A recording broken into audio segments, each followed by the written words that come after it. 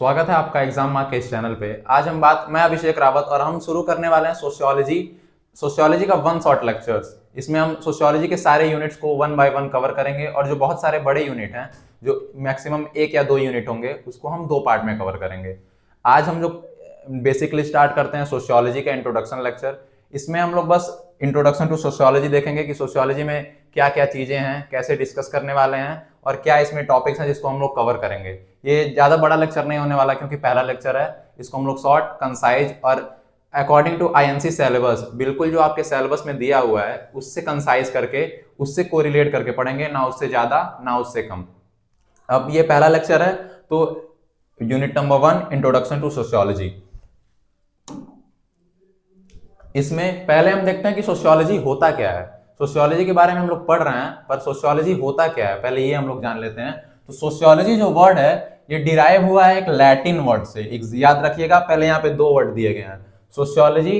यहाँ पे देखिए एक ग्रीक वर्ड भी दिया हुआ है, एक लैटिन वर्ड। इसको कंफ्यूज मत करिएगा एग्जाम में लिखते वक्त। पहला सोशियोलॉजी जो वर्ड होता है वो सोसाइटस से एक लैटिन वर्ड है जिससे डिराइव हुआ है। इसका मतलब होता है सोसाइटी। अब सोसाइटी क्या होता है? सोसाइटी में जैसे लोग बोलते हैं कि तुम ये कर रहे हो, कुछ अनऑर्थोडॉक्स चीज करते हो, आउट ऑफ द बॉक्स चीजें करते हो, तो लोग कहते हैं 4 लोग क्या बोलेंगे। तो ये वही 4 लोग हैं जो मिलकर सोसाइटी का फॉर्मेशन करते हैं। इसी हम 4 लोगों के बारे में हम सोसाइटी में पढ़ेंगे, इस सब्जेक्ट में पढ़ेंगे कि सोशियोलॉजी, सोसाइटी ये होता क्या है। अब ये एक ग्रीक, इसमें जो ग्रीक वर्ड एक लोगोस होता है। ग्रीक वर्ड लोगोस का मतलब होता है स्टडी या साइंस। अब इसका मतलब क्या हुआ? सोशियोलॉजी जो है साइंस ऑफ सोसाइटी है। इसमें हम लोग साइंस ऑफ सोसाइटी, अब इसमें भी इसका साइंस से, जो हमारा नॉर्मल साइंस, फिजिक्स, केमिस्ट्री, इससे कोरिलेट मत करिएगा क्योंकि इस साइंस में और उस साइंस में बहुत फर्क होता है। ये जो साइंस है ये प्रैक्टिकल साइंस नहीं होता है, ये अब्स्ट्रैक्ट साइंस होता है। इसमें आप चेंजेस कर सकते हैं, हर इंडिविजुअल का अलग अलग थिंकिंग होता है, हर इंडिविजुअल अपनी अलग अलग चीजों को रख सकता है। ये होता है सोसाइटी, सोशियोलॉजी। अब ये जो टर्म सोशियोलॉजी है ये ऑगस्टे कॉम्ते द्वारा दिया गया था। ये एक फ्रेंच के फिलोसोफर हैं। इनको हम लोग फादर ऑफ सोशियोलॉजी भी बोलते हैं। फर्स्ट टाइम इनको 1839 में बोला गया था। इन्होंने वर्ड सोशियोलॉजी को इंट्रोड्यूस किया था और इसके वजह से हम लोग इनको फादर ऑफ सोशियोलॉजी कहते हैं। अब आगे बढ़ते हैं नेक्स्ट स्लाइड में। अब हम देखते हैं डेफिनेशन के बारे में। जो इसमें हम लोग बेसिक शॉर्ट कंसाइज डेफिनेशंस लिया हुआ है हमने। पहला क्या है? सोशियोलॉजी जो है एक सोशल रिलेशनशिप्स का नेटवर्क है, जिसमें हम लोग रिलेशनशिप्स के बारे में बात करते हैं। किसके रिलेशनशिप के बारे में? ह्यूमन। यहाँ पे ह्यूमन नहीं दिया हुआ, पर बेसिकली ह्यूमन रिलेशन, एक सोसाइटी में ह्यूमन के बीच में जो इंटरेक्शन हो रहा है, जो बीच में उनके रिलेशन है, उसके बारे में हम लोग बात करते हैं। यानी sociology is about social relationship, the network of relationship we called society. अब सोशियोलॉजी दूसरा डेफिनेशन जो है, ये जो पहला डेफिनेशन है ये दिया हुआ है आर एम मैक्लेवर ने। इसको आप लोग नोट कीजिएगा और एग्जाम में आपको इसको लिखिएगा, इससे एक्स्ट्रा मार्क्स आपको मिलने का, एक्स्ट्रा बोनस आपको मिलने का फायदा रहता है। दूसरा जो डेफिनेशन है वो sociology is the study of man's behaviour in group और इंटरेक्शन अमॉन्ग ह्यूमन बींग्स। यानी जो सोशियोलॉजी है ये एक स्टडी है एक इंडिविजुअल के बिहेवियर का, या तो ग्रुप में या तो इंडिविजुअल। उसमें हम लोग इंटरेक्शन देखते हैं ह्यूमंस के बीच का, यानी ह्यूमन एक दूसरे से बात कैसे कर रहा है, सोसाइटी में इंटरैक्ट कैसे कर रहा है, ये चीजें हम लोग देखते हैं सोशियोलॉजी में। तो ये दूसरा डेफिनेशन हो गया, ये दिया था सैमुअल कोजनिक ने। अब तीसरा डेफिनेशन भी हम लोग देख लेते हैं। सोशियोलॉजी जो है एक साइंटिफिक स्टडी है, स्ट्रक्चर है एक सोशल लाइफ का। ये जो डेफिनेशन दिया हुआ है ये के यंग और आर डब्ल्यू मैक ने दिया हुआ है। इसको आप लोग अगर स्क्रीनशॉट लेना चाहें तो स्क्रीनशॉट ले सकते हैं, या लिखना चाहें तो लिख सकते हैं। अब हम लोग आगे बढ़ते हैं।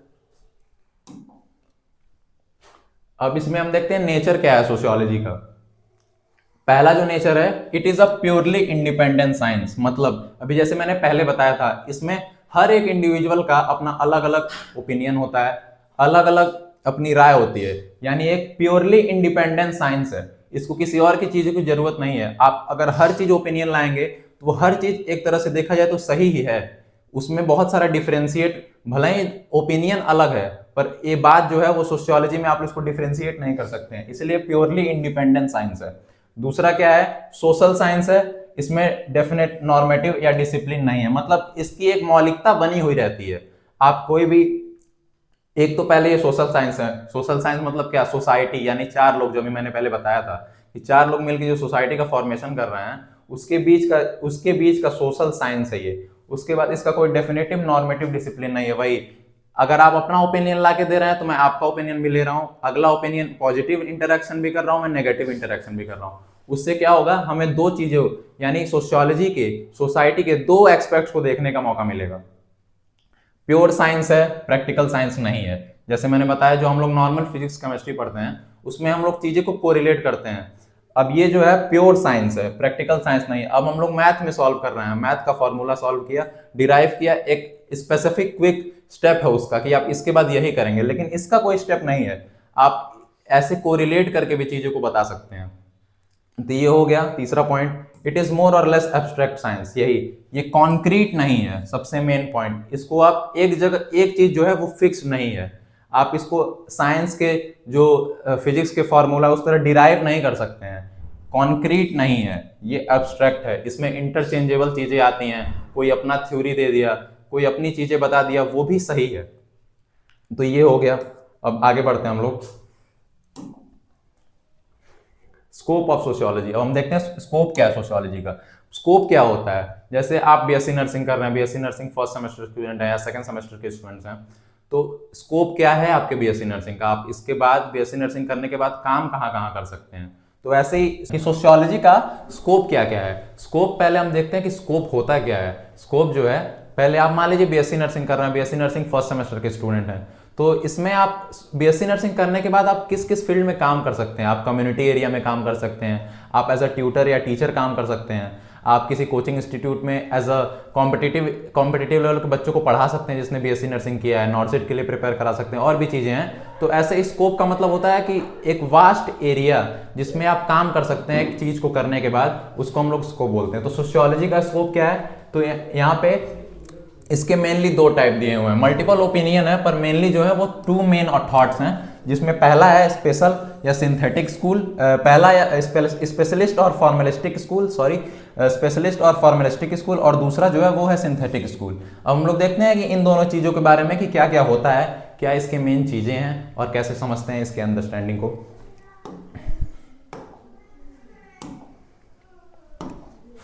अब पहले हम लोग देखते हैं कि स्पेशलिस्टिक स्कूल क्या होते हैं। अब मैंने जैसे कि बताया कि अलग अलग राय हैं, तो आप यहाँ पे भी देखेंगे कि इसके जो राय हैं यानी इसको जो दिया गया है इसके अलग थॉट्स आएंगे, और जो सिंथेटिक स्कूल है उसके अलग अलग थॉट्स आएंगे। तो उसमें आपको कंफ्यूज नहीं होना है, आपको अपनी चीज़ों को लेके चलना है। कैसे एग्जाम में आप लिखते हैं उसको कंसाइज अच्छे फॉर्म में लिखना है ताकि आपको मार्क्स ज़्यादा से ज़्यादा मिले। और हम लोग इसको डिस्कस करते हैं कि स्पेशलिस्ट स्कूल क्या होते हैं। तो पहले हम लोग अभी देखा कि ये सोशियोलॉजी जो है वो प्योर साइंस है, इंडिपेंडेंट साइंस है, स्पेसिफिक सोशल साइंस है। मतलब प्योर है, जैसे मैंने बताया कि इसमें बहुत सारे राय आ सकते हैं, आप कई सारी चीज़ों को कोरिलेट करके पढ़ सकते हैं, दूसरे का ओपिनियन है, पॉजिटिव चीज़ें नेगेटिव चीज़ें उनको मिला के पढ़ सकते हैं। इस चीज़ों को समझने के लिए तो सोशियोलॉजी जो है प्योर साइंस हो गया। इंडिपेंडेंट साइंस इसलिए है कि इसमें दूसरे की चीज़ों की वो करने की जरूरत नहीं है। जैसे मैंने बताया कि थॉट्स आ रहे हैं, आप उसको मिला रहे हैं और एक नई चीज़ें बन रही हैं, यानी वो भी उसका एज अ देखें तो पॉजिटिव चीज़ें हैं या नेगेटिव चीज़ें हैं या न्यूट्रल, ऐसे किसी भी चीज़ को आप लोग देखेंगे।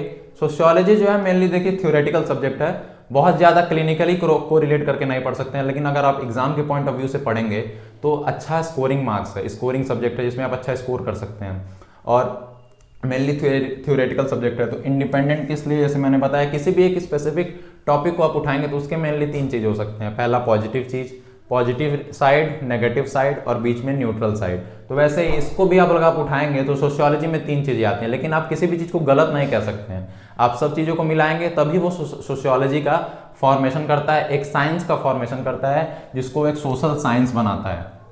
अब उसके बाद क्या है, सोशियोलॉजी जो है स्टडी करता है डिटेल में various form of social relationship को। ह्यूमन रिलेशनशिप इंटरेक्ट कैसे कर रहा है, किसी में लड़ाई हो रही है, किसी में कपल हैं, कपल में उन लोग का अलग रिलेशनशिप है, लड़ाई हो रहा है उसमें एंगर, दुश्मन है, वो भी एक टाइप का रिलेशनशिप है। तो इसमें हम लोग सोशल रिलेशन के वेरियस फॉर्म्स को पढ़ते हैं सोशियोलॉजी के अंदर। ये हो गया। अब ये बहुत नैरो और स्पेस लिमिटेड है, बहुत वाइड एरिया नहीं है, लेकिन आप ऐसे देखेंगे लिमिटेशंस क्या क्या इसके हैं। जैसे सबका एक कल्चर होता है सोशियोलॉजी में, अगर आप किसी सोसाइटी में जा रहे हैं तो वहाँ के जो नॉर्म्स हैं, रूल्स हैं, रेगुलेशंस हैं, एक कल्चर है वो अलग होगा, लेकिन आप किसी दूसरे सोसाइटी में जाएंगे या दूसरे सोसाइटी में जाके देखेंगे कि वहाँ की कुछ चीज़ें जो भले ही मैच करे पर कुछ चीज़ें आपको डिफरेंस जरूर मिलेगा। ये एक फॉर्मेशन करता है सोसाइटी का, और यही एक एब्स्ट्रैक्ट, जैसे मैंने अभी बताया कि कॉन्क्रीट नहीं है, एब्स्ट्रैक्ट है, यही आपको विभिन्नताएं मूलक इसकी जो मौलिकता है वो बनी रहती है। इसीलिए हम सोशियोलॉजी को एक प्योर साइंस कहते हैं। अब जैसे ये मैंने बताया कि नैरो है, स्पेस लिमिटेड है। अब सोशियोलॉजी क्या क्या डील करता है? सोशियोलॉजी और डील करता है पर्टिकुलर ह्यूमन रिलेशनशिप्स को, स्टडी करता है important events of social science, important events जो हुए हैं उसको कनेक्टेड कैसे हैं, सोशियोलॉजी से कनेक्टेड कैसे हैं, सोशल साइंस से रिलेटेड कैसे हैं, इसको हम लोग पढ़ते हैं। देख लिया हमने इंपॉर्टेंट इवेंट्स जो सोशल साइंस में इंपॉर्टेंट इवेंट्स से कैसे कनेक्टेड होते हैं, उसके बारे में पढ़ते हैं। अब ये क्या है, सिमेल जो हैं, सिमेल नाम के एक सोशियोलॉजिस्ट हैं जिसने बताया था, उन्होंने बिलीफ दिया, एक मॉडल दिया था समझ लीजिए, कि सोशियोलॉजी जो है स्पेसिफिक साइंस है, ये डील कैसे करता है सोशल रिलेशनशिप्स के साथ, कैसे डील करता है, इसके मल्टीपल एंगल्स कैसे हैं, डायमेंशंस क्या क्या हैं, इसको डील करता है। तो ये एक हो गया। इसके बाद हम लोग नेक्स्ट स्लाइड पे चलते हैं कि अब दूसरा जो है, पहला जो हम लोग देख लिया कि स्पेशलिस्टिक, और दूसरा है सिंथेटिक। सिंथेटिक में क्या है, सोशियोलॉजी। अब इसके पॉइंट ऑफ व्यू आप देखेंगे तो थोड़ा सा डिफरेंशिएट मिलेगा। अब इसमें सिंथेटिक स्कूल्स में क्या है कि सोशियोलॉजी जो है एक सिस्टमैटिक और more over general social science है, एक सिस्टमैटिक साइंस है और जनरल सोशल साइंस है, बहुत ज़्यादा सिस्टमैटिक। एक तरह से देखेंगे तो पहले हमने देखा कि नैरो है, प्योर है, एब्स्ट्रैक्ट है, इंडिपेंडेंट है, प्योर सोशल साइंस है, पर यहाँ पे हम लोग देख रहे हैं कि एक जनरल सोशल साइंस है और क्या है, सिस्टमैटिक है। मेन पॉइंट्स को याद रखिए, सिस्टमैटिक, जनरल सोशल साइंस, इसको आप मेन पॉइंट्स जो याद रहेंगे उससे आप एग्जाम में लिख सकते हैं और चीज़ें आपको याद रहेंगी आसानी से लिखने के लिए। सोशियोलॉजी क्या करता है, कवर करता है various areas and has most scope in the area of inquiry.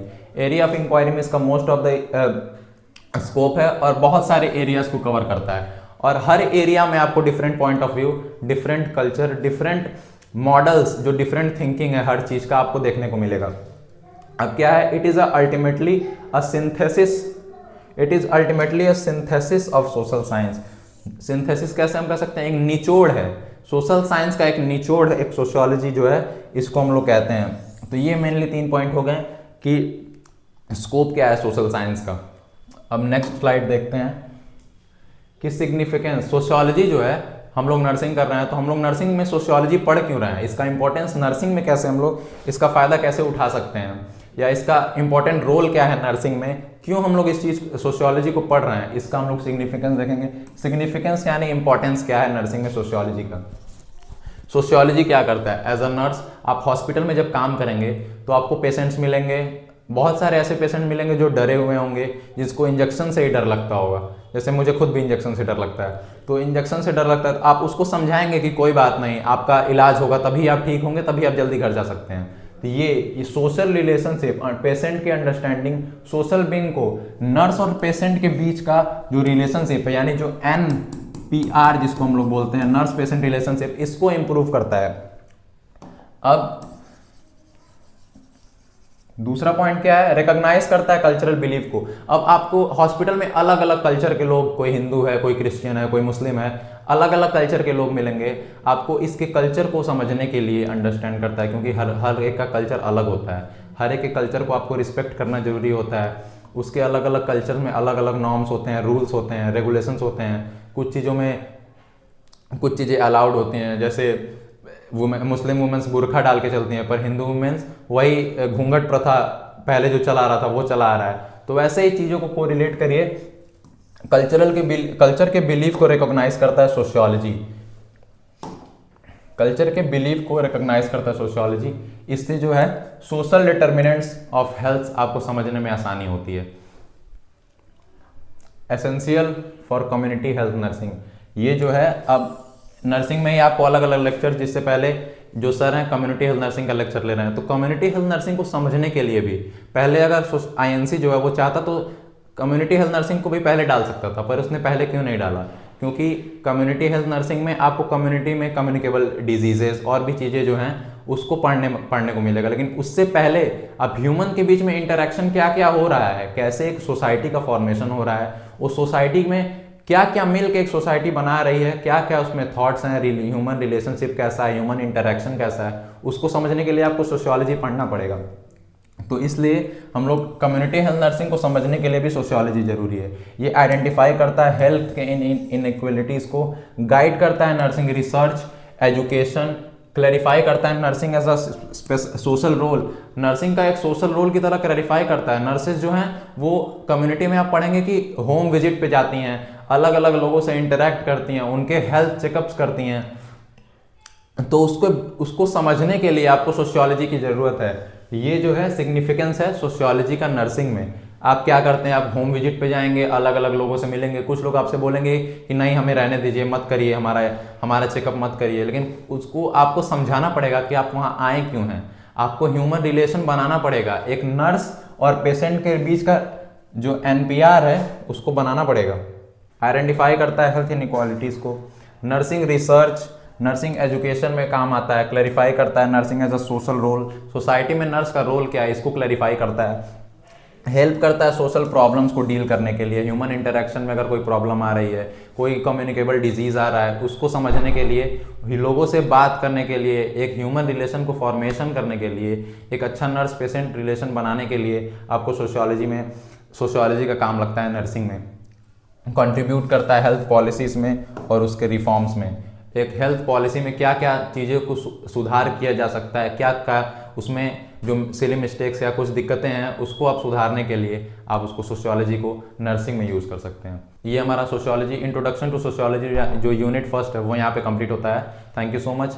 आप इस चैनल को लाइक करिएगा, कमेंट करिएगा क्या क्या मैंने मिस्टेक्स की हैं, अगर उसमें कुछ सुधार करना हो, अगर आपको क्या चीज़ें और मैं तेज़ कर सकता हूँ, अगर मेरा स्पीड बहुत ज़्यादा तेज़ है तो मैं उसको स्लो करूँ, इन सब चीज़ों को सजेशंस को आप कमेंट बॉक्स में डालिएगा।